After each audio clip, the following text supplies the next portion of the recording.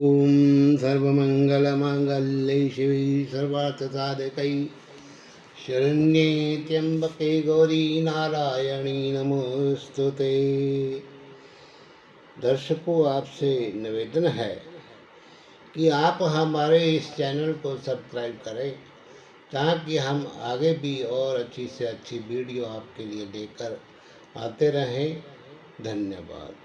अब मैं आपसे संतोषी माता जी की कथा सुनाता हूँ, सो आप ध्यान से सुनिए। एक बुढ़िया माई के 7 बेटे थे। 6 बेटे कमाने वाले थे और एक बेटा निकम्मा था।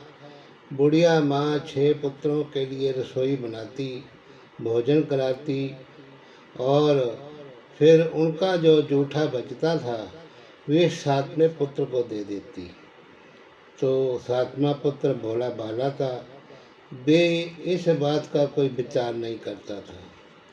तो एक दिन वे अपनी पत्नी से बड़े प्रेम से बोला कि मेरी माता का मुझ पर कितना प्रेम है। वे बोली, क्यों नहीं, सबका जूठा बचा हुआ जो है वे तुमको खिलाती है। वे बोला, ऐसा कभी नहीं हो सकता जब तक कि मैं अपनी आँखों से ना देख लूं। तो पत्नी ने हंसकर कहा, देख लोगे तब तो मानोगे। कुछ दिन बाद एक बड़ा त्योहार आया तो घर में 7 प्रकार के भोजन और चूरमा के लड्डू बने। वे पत्नी की बात को जांचने के लिए सिर दर्द का बहाना बनाकर पतला कपड़ा सिर पर ओढ़कर के रसोई में जाकर के सो गया और कपड़े में से सब देखता रहा। 6 भाई भोजन करने आए। उसने देखा कि माँ ने उनके लिए सुंदर सुंदर आसन बिछाए, 7 प्रकार की रसोई परोसी और आग्रह कर कर के उन्हें भोजन कराती रही। वे सब देखता रहा। 6 भाई भोजन करके उठ गए। तब माँ ने उनकी थालियों में से लड्डुओं के टुकड़ों को उठाया और एक लड्डू बनाया। जूठन साफ करके माँ ने उसे पुकारा, उठ जा बेटा, 6 भाई भोजन करके चले गए हैं, अब तू ही बाकी है, उठ भोजन कर ले। उसने कहा, माँ मुझे भोजन नहीं करना है, मैं प्रदेश में जा रहा हूँ। तो माता ने कहा, कल जाना हो तो आज ही जा। वे बोला, हाँ हाँ जा रहा हूँ। ये कहकर घर से वे निकल गया। तो चलते समय उसे पत्नी की याद आई। वे गौशाला में कंडे थाप रही थी। वहाँ जाकर वे बोला, मेरे पास तो कुछ भी नहीं है, ये अंगूठी है सो ले लो और इसे लेकर अपनी कोई निशानी मुझे दे दो। वे बोली, मेरे पास क्या है, ये गोबर भरा हुआ हाथ है। ऐसा कहकर पत्नी ने उसकी पीठ पर गोबर के हाथ की थाप मार दी। तो वे चल दिया। चलते चलते दूर देश में पहुंचा। वहाँ एक साहूकार की दुकान थी। वे जाकर बोला, सेठ जी मुझे नौकरी पर रख लो।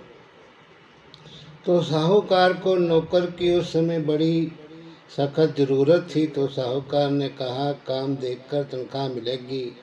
उसने कहा, सेठ जी जैसा आप ठीक समझे। उसे साहूकार के यहाँ नौकरी मिल गई। तो सुबह 7 बजे से लेकर रात्रि 12 बजे तक वे काम करने लगा। कुछ दिनों में दुकान का लेन देन, हिसाब किताब, ग्राहकों को माल बेचना, सारा काम करने लगा। तो साहूकार के और भी 7-8 नौकर थे। वे सब देख कर के चक्कर खाने लगे कि ये तो बहुत होशियार बन गया है। सेठ ने उसका काम देखा और 3 महीने में ही उसे मुनाफे में साझीदार बना लिया। परिश्रम करते करते 12 साल वे इसी नगरी का वे नामी सेठ बन गया और सेठ अपना सारा कारोबार उसे छोड़कर बाहर चला गया। इधर उसकी पत्नी पर क्या बीती तो आप सुनो। सास ससुर उसे बहुत दुख देने लगे। सारी गृहस्थी का काम करवा के उसे लकड़ी लेने जंगल में भेजते। इसी बीच घर की रोटियों के आटे से जो भूसी निकलती उसी की रोटी बना के दी जाती।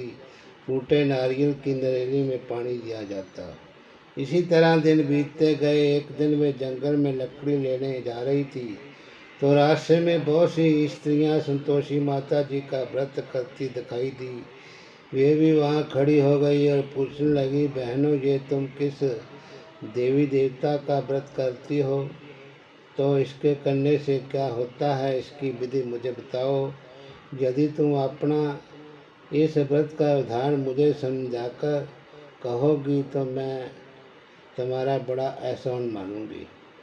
उनमें से एक स्त्री बोली, सुनो, ये संतोषी माता जी का व्रत है। इसके करने से निर्धनता दरिद्रता का नाश होता है, लक्ष्मी आती है, मन की चिंताएं दूर होती हैं, घर में सुख होने से मन को प्रसन्नता शांति मिलती है, निपुति को पुत्र मिलता है, प्रीतम अगर बाहर गया तो जल्दी ही वापस आता है, कंवारी कन्या हो तो उसे मन पसंद पति मिलता है, राज दरबार में बहुत दिनों से अगर मुकदमा चलता हो तो खत्म हो जाता है, क्लेश कला विकार से छुटकारा मिलता है, सुख शांति हो घर में, धन जमा हो, घर जमीन जायदाद आदि का लाभ होता है तथा और मन में जो कुछ भी कामना हो वे सब संतोषी माता की कृपा से पूरी हो जाती हैं।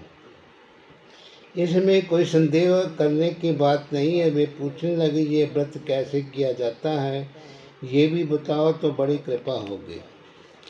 तो वे स्त्री कहने लगी कि बिना परेशानी श्रद्धा और प्रेम से जितना भी बन सके प्रसाद लेना, 5.25 पैसे से 5.25 आने तथा इससे भी ज़्यादा शक्ति भक्ति के अनुसार गुड़ चना लेना, हर शुक्रवार को निराहार रहकर कथा कहना सुनना, इसके बीच कोई क्रम नहीं टूटे, लगातार नियम पालन करना, सुनने वाला कोई होवे या ना होवे तो घी का दीपक जलाकर उसके आगे जल का बर्तन रख कर के कथा कहना, परंतु नियम न टूटे जब तक कार्य सिद्ध न हो, नियम पालन करना, कार्य सिद्ध हो जाने पर व्रत का अध्यापन करना। 3 मास में माता पूरा फल प्रदान करती है। यदि किसी के खोटे ग्रह हों तो भी 1 साल में अवश्य ही सिद्ध करती है। तो कार्य सिद्ध होने पर ही उद्यापन करना, बीच में नहीं। उद्यापन में 2.5 से आटे का खाजा तथा इसी प्रकार खीर और चने का साग बनाना, 8 बच्चों को भोजन कराना, जहाँ तक हो सके तो देवर जेठ भाई बंधु कुटुंब के लड़के लेना, ना मिले तो रिश्तेदारों पड़ोसियों के लड़के बुलाना, उन्हें भोजन कराकर यथाशक्ति दक्षिणा देना, माता का नियम पूरा करना, उस दिन घर में कोई कटाई ना खाए। ये सुन वे वहाँ से चल दी तो रास्ते में लकड़ी के बोझ को उसने बेच दिया और उन पैसों से गुड़ चना लेकर के माता के व्रत की तैयारी करने लगी। सामने एक मंदिर देख लोगों से पूछने लगी, ये किसका मंदिर है? सब कहने लगे कि ये संतोषी माता जी का मंदिर है। ये सुन वे माता के मंदिर में जा माता के चरणों में लौटने लगी, विनती करने लगी कि हे माँ, मैं बड़ी दीन हूँ, निपट मूर्ख हूँ, व्रत के नियम को जानती नहीं हूँ, मैं बड़ी दुखी हूँ। हे जगत जननी माता, मेरा दुख दूर कर, मैं तेरी शरण में हूँ। माता को दया आई और एक शुक्रवार बीता कि दूसरे शुक्रवार को ही उसके पति का पत्र आया और तीसरे शुक्रवार को उस पर भेजा हुआ पैसा आ पहुँचा। ये देखकर जेठानी मुँह सिकोड़ने लगी, इतने दिनों बाद इतना पैसा आया, इसमें क्या बढ़ावा है।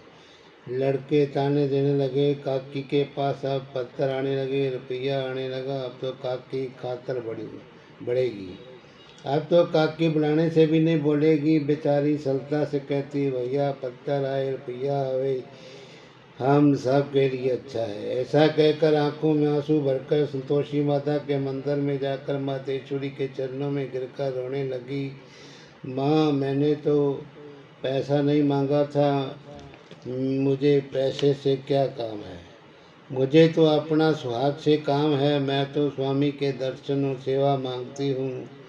तब माता ने प्रसन्न होकर कहा, बेटी जा, तेरा स्वामी जल्दी ही आएगा। ये सुन खुशी से बावली हो गई। वे घर में काम करने लगी। संतोषी माता विचार करने लगी कि इस भोली पुत्री से मैंने कह तो दिया है कि तेरा पति जल्दी घर आएगा, पर वे आएगा कहाँ से? वे तो इसे स्वप्न में भी याद नहीं करता। उसे इसकी याद दिलाने के लिए मुझे ही जाना पड़ेगा। संतोषी माता उस बुढ़िया के बेटे के पास जा स्वप्न में प्रकट होकर कहने लगी, साहूकार के बेटे, सोता है या जागता है? उसने कहा, माता सोता भी नहीं हूँ, जागता भी नहीं हूँ, बीच में ही हूँ, कहिए क्या आज्ञा है? माता ने कहा, तेरा घर बार है या नहीं? वे बोला, मेरा सब कुछ है माता, माँ बाप भाई बहन पत्नी, क्या कमी है? माँ बोली, पुत्र तेरी घरवाली कष्ट उठा रही है। वे बोला, हाँ माता, ये तो मुझे भी मालूम है, परंतु जाऊं कैसे? प्रदेश की बात है, लेन देन का हिसाब नहीं, कोई जाने का रास्ता नहीं नजर आता, कैसे चला जाऊं? माँ कहने लगी, मेरी बात मान, सवेरे नहा धोकर संतोषी माता का नाम ले, घर में घी का दीपक जलाकर दंडवत करके दुकान पर जाकर बैठ जाना। देखते ही देखते तेरे सारा लेन देन चुक जाएगा, तो जमा माल बिक जाएगा। तो सांझ होते होते ही धन का ढेर लग जाएगा। तो अगले दिन उसने वैसे ही किया जैसे माता ने कहा था। तो एक बूढ़ा व्यक्ति बहुत समझदार था। उसने कहा कि अरे भाई, जैसे ही तुम्हें माता ने स्वप्न में कहा है, उसे तुम उसी के अनुसार ही करो। तो बूढ़े की बात मान कर के नहा धोकर उसके ने संतोषी माता को नमस्कार किया, घर में घी का दीपक जलाया, दुकान पर जा बैठा। थोड़ी देर में उसने देखा कि देने वाले रुपया लाए, लेने वाले हिसाब लाए। कोठी में भरे सामान के खरीदार नगद दाम में सौदा करने लगे। शाम तक धन का ढेर लग गया। वे बड़ा हैरान हुआ। मन में संतोषी माता का नाम लेकर के प्रसन्न हो घर जाने के वास्ते गहना कपड़ा सामान खरीदने लगा। सब काम से निपट करके अपने घर को रवाना हुआ। यहाँ उसकी पत्नी बेचारी जंगल में लकड़ी लेने गई। लौटते वक्त थक जाने के कारण संतोषी माता के मंदिर में विश्राम करने बैठ गई। ये तो उसका रोज का रुकने का स्थान था।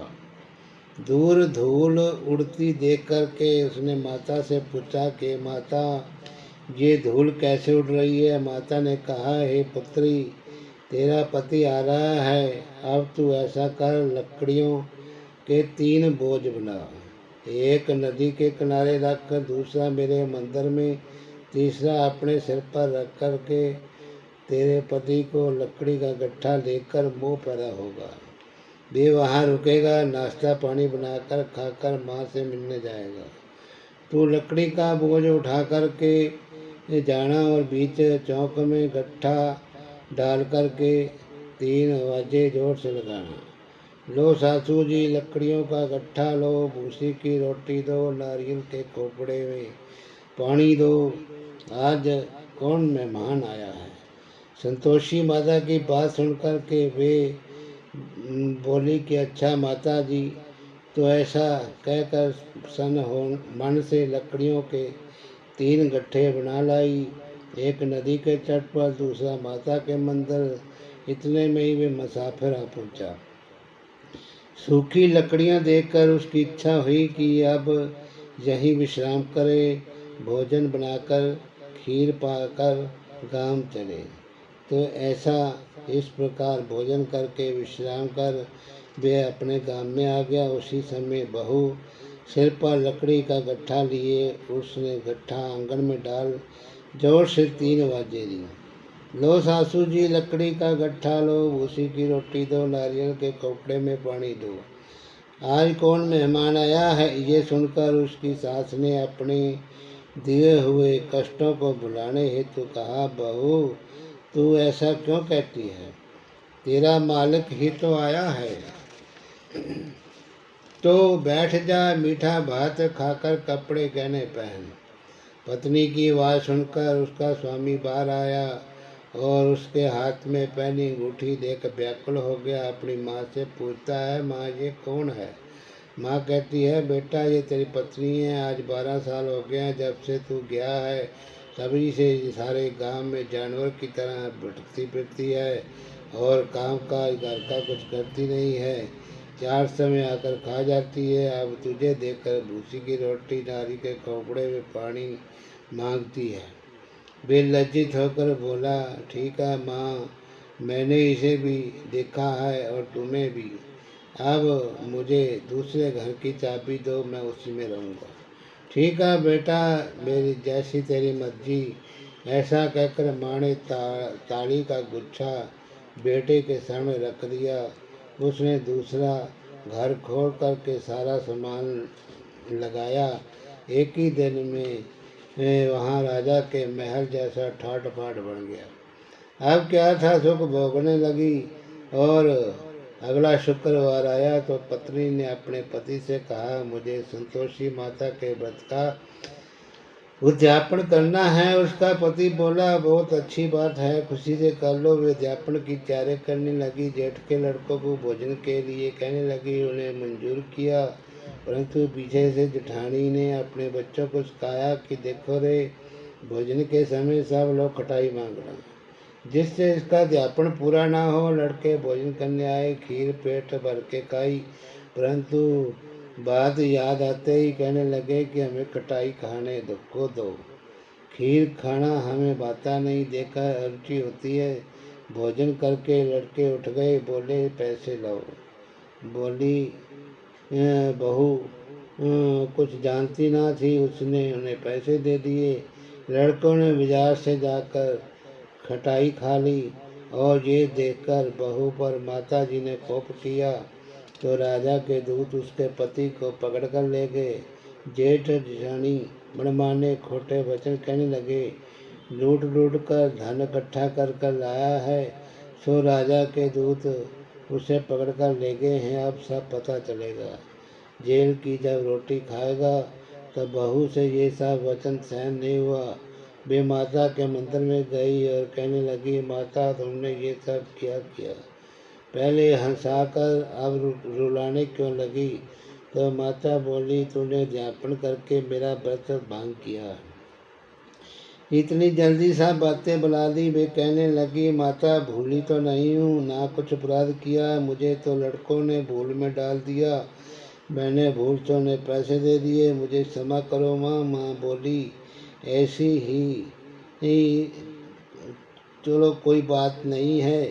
तो वे बोली, माँ अब भूल नहीं होगी। अब बताओ मेरे पति कैसे आएंगे? माँ बोली, पुत्री जा, तेरा पति तुझे रास्ते में आता मिलेगा। वे मंदिर से बाहर निकल गई। बाहर आई तो रास्ते में उसे अपना पति आता हुआ मिला। उसने पूछा, तुम कहाँ गए थे? वे कहने लगा, इतना धन जो कमाया है उसका कर राजा ने मांगा था, वे भरने गया था। वे प्रसन्न होकर बोली, भला हुआ, अब घर चलो। फिर अगला शुक्रवार आया। वे बोली, माता का अध्यापन करना है। तो पति ने कहा, ठीक है करो। फिर वे जेठ के लड़कों से भोजन को कहने गई। जेठानी ने उसे एक दो बात सुनाई और लड़कों को सिखा दिया कि तुम अब पहले खटाई मांगना। लड़के भोजन करने बैठ गए, परंतु भोजन करने से पहले उन्होंने कहा कि हम खीर पूड़ी हमें अच्छी नहीं लगती है, तो हमें खाने को खटाई दो। बहू बोली, खटाई खाने को नहीं मिलेगी, खाना हो तो खाओ, नहीं तो चले जाओ। फिर उनके जाने पर उसने ब्राह्मणों के लड़के बुलाए, भोजन करवाया, दक्षिणा दी और एक एक फल दिया। और दक्षिणा की जगह उन्हें एक एक फल दिया। इसमें संतोषी माता प्रसन्न हो गई। तो माता की कृपा से 9 माह बाद उसे चंद्रमा के समान सुंदर पुत्र की प्राप्ति हुई। पुत्र को लेकर वे प्रतिदिन माता संतोषी के मंदिर में जाने लगी। तो माँ ने सोचा कि रोज आती है, आज क्यों न मैं इसके घर चलूं, इसका आसरा देखूं तो सही। ये विचार कर माता ने भयानक रूप बनाया। गुड़ चने से सना मुंह, ऊपर से सूंड के समान होंठ, उस पर मक्खियाँ भिनभिना रही थी। दहलीज में पैर रखते ही उसकी सांस चलाई। देखो रे, कोई चुड़ैल डाकनी आ रही है, लड़कों इसे भगाओ नहीं तो सबको खा जाएगी। लड़के डरने लगे, चलाकर खिड़की बंद करने लगे। बहू रोशनदान से देख रही थी, प्रसन्नता से पागल होकर चिल्लाने लगी, आज मेरी माता मेरे घर आई है। ऐसा कहकर दूध पीता हुआ बच्चे को गोद से उतार दिया। इस पर उसकी सास क्रोध करके बोली, मरी रांड, इसे देखकर कैसी उतावली हुई जो बच्चे को पटक दिया। इतने में माँ के प्रताप से जहाँ देखो वहाँ लड़के नजर आने लगे। बहू बोली, माँ जी, मैं जिनका व्रत करती हूँ ये वही संतोषी माता है। इतना कहकर उसने झट से घर के सारे कबाड़ खोल दिए। सबने माता के चरण पकड़ लिए, विनती की और कहने लगे, हे माता, हम मूर्ख हैं, अज्ञानी हैं, तुम्हारे व्रत की विधि हम नहीं जानते। तुम्हारा व्रत भंग कर हमने बड़ा अपराध किया। हे माता, आप हमारे अपराधों को क्षमा करो। तो इस प्रकार बार बार कहने पर संतोषी माता बड़ी प्रसन्न हुई और इसके बाद उसकी सास कहने लगी, हे संतोषी माता, आपने बहू को जैसा फल दिया वैसा सबको देना। जो ये कथा सुनता है या सुनाता है तो उसके मनोरथ पूर्ण हो करके सभी सुख की प्राप्ति होती है। बोलिए श्री संतोषी माता की जय।